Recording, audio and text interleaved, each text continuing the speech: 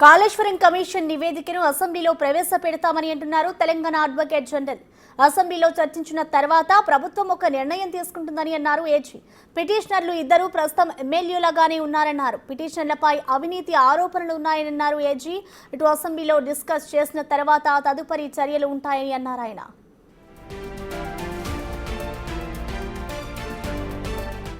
అయితే commission report తమకింకా అందలేదన్నారు చీఫ్ జస్టిస్. కమిషన్ నివేదిక వెబ్సైట్లో అప్లోడ్ చేయడాన్ని తప్పు పట్టిన హైకోర్టు కొన్ని కీలక ఆదేశాలు జారీ చేసింది. ఒకవేళ వెబ్సైట్లో రిపోర్టు ఉంటే వెంటనే తొలగించాలని సూచించింది.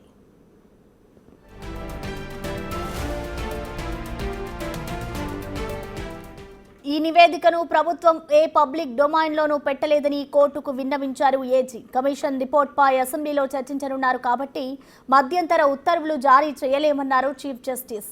3 వారాల్లో పూర్తి కౌంటర్ దాఖలు చేయాలని ఆదేశాలు జారీ చేసింది ధర్మాసనం.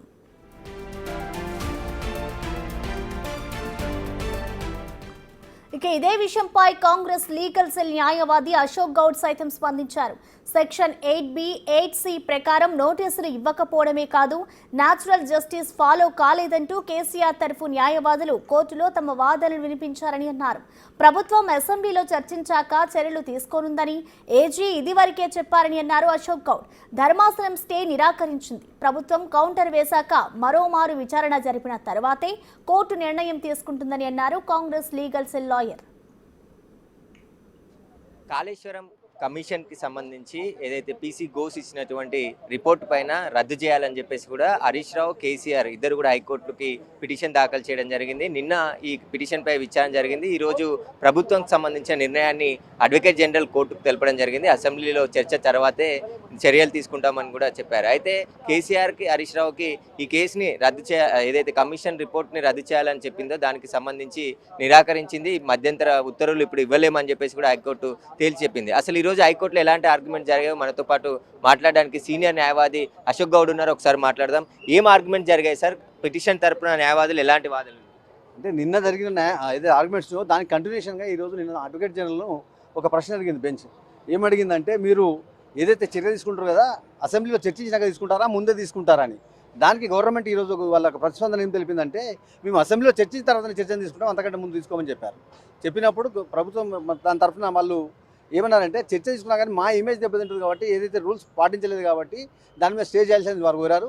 దానికి కోర్టు ఒప్పుకోలేదు, అందుకే స్టే గ్రాంట్ చేయాలి. అంటే PC Ghosh report judicial report, అది జ్యుడిషియల్ న్యాయమూర్తి, మాజీ న్యాయమూర్తి ఇచ్చినటువంటి రిపోర్ట్ని, అది రాజకీయ రిపోర్ట్ కాదు, పోలీస్ డిపార్ట్మెంట్ రిపోర్ట్ కాదు. దీన్ని కూడా వ్యతిరేకిస్తూ కోర్టుకు వచ్చారు. అంటే ప్రతిదాన్ని వ్యతిరేకించే హక్కు మనకైతే ఫండమెంటల్గా కాన్స్టిట్యూషన్ కల్పించింది కాబట్టి ఛాలెంజ్ చేయడం తప్పులేదు.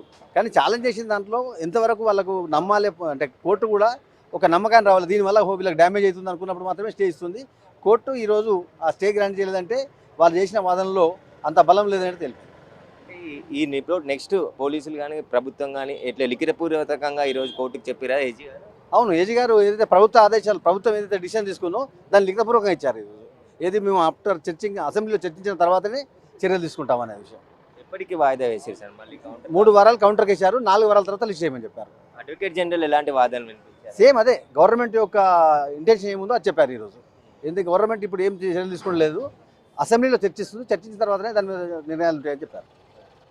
అయితే ఏదైతే అసెంబ్లీలో చర్చించిన తర్వాతే ఈ కమిషన్ రిపోర్టుకు సంబంధించి చర్యలు ఉంటాయి తప్ప ఇప్పుడు ఎలాంటి చర్యలు తీసుకోమని చెప్పేసి కూడా అడ్వకేట్ జనరల్ హైకోర్టుకు తెలియజేయడం జరిగింది. దీనికి సంబంధించే ఇప్పుడు ఈ సమయంలో మధ్యంతర ఉత్తర్వులు మేము ఇవ్వలేమని చెప్పేసి కూడా హైకోర్టు తేల్చి చెప్పింది. 3 వారాల్లో పూర్తి వివరాలతో కౌంటర్ దాఖలు చేయాలని చెప్పేసి కూడా హరీష్ రావుకి, కేసీఆర్కి ఆదేశాలు జారీ చేయడం జరిగింది. మళ్ళీ విచారణ 4 వారాలకు వాయిదా వేయడం జరిగింది. అయితే ఈ రిపోర్ట్ని రద్దు చేయాలి అని చెప్పేసి కూడా 2 పిటిషన్లు కలిపి దాఖలు చేయడం జరిగింది. ఆ పిటిషన్లపై నిన్న కూడా సుదీర్ఘంగా వాదనలు వినిపించారు. మళ్ళీ ప్రస్తుతం ఈరోజు అడ్వకేట్ జనరల్ కూడా ప్రభుత్వ నిర్ణయాన్ని కోర్టుకు లిఖితపూర్వకంగా ఇవ్వడం జరిగింది. అసెంబ్లీలో చర్చిస్తాము, అసెంబ్లీలో ప్రస్తుతం పిటిషన్లు కూడా ఎమ్మెల్యేలుగా ఉన్నారు, వారి సమక్షంలోనే ఈ రిపోర్ట్ పైన చర్చించిన తర్వాతే మొత్తం అందరి అభిప్రాయాలు తీసుకున్న తర్వాత తదుపరి చర్యలు తీసుకుంటామని చెప్పేసి కూడా చెప్పడం జరిగింది.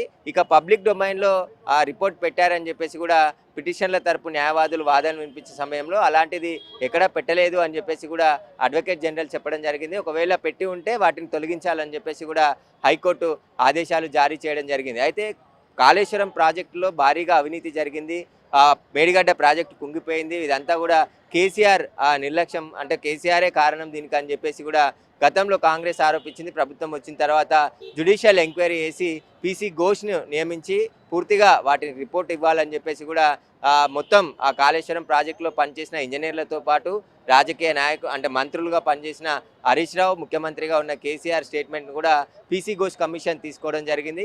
అందరి అభిప్రాయాలు తీసుకున్న తర్వాతే దీనిపైన కొన్ని వందల పేజీల రిపోర్ట్ని ప్రభుత్వానికి అందించడం జరిగింది. ఆ రిపోర్ట్ని ఇప్పుడు అసెంబ్లీలో పెట్టి చర్చించి ఆ తర్వాత ఎలాంటి చర్యలు తీసుకోబోతున్నాం అనే దానికి సంబంధించి ప్రకటన విడుదల చేస్తామని చెప్పేసి కూడా హైకోర్టుకు తెలియజేశారు. కాబట్టి ఇప్పుడు అసెంబ్లీలో చర్చ ఉంది కాబట్టి ఇప్పుడు మేము మధ్యంతర ఉత్తర్వులు ఇవ్వలేమని చెప్పేసి కూడా హైకోర్టు తేల్చి చెప్పింది. కాబట్టి ఇప్పుడు హైకోర్టులో హరీష్ రావుకి కేసీఆర్కి చుక్కెదురైందని చెప్పొచ్చు. ఆ అసెంబ్లీలో చర్చించిన తర్వాతే మళ్ళీ ఆ నిర్ణయం తర్వాత కోర్టుకు వచ్చే అవకాశం కనబడుతుంది. హరీష్ రావు కేసీఆర్కి సంబంధించిన న్యాయవాదుల వాదనలు కోర్టు పరిగణలోకి తీసుకోలేదు. ఎందుకంటే ఇక్కడ ఇంకా ఎంక్వైరీ జరిగింది, ఇంకా ఫైనల్ నిర్ణయం కాలేదు. కాబట్టి ప్రభుత్వం నిర్ణయం తీసుకున్న తర్వాత మళ్ళీ విచారణ చేసే అవకాశం ఉంటుంది. కాబట్టి తదుపరి విచారణ మాత్రం 4 వారాలకి హైకోర్టు వాయిదా వేయడం జరిగింది. కెమెరామెన్ కృష్ణతో సురేష్, బిగ్ టీవీ, హైకోర్టు నుండి.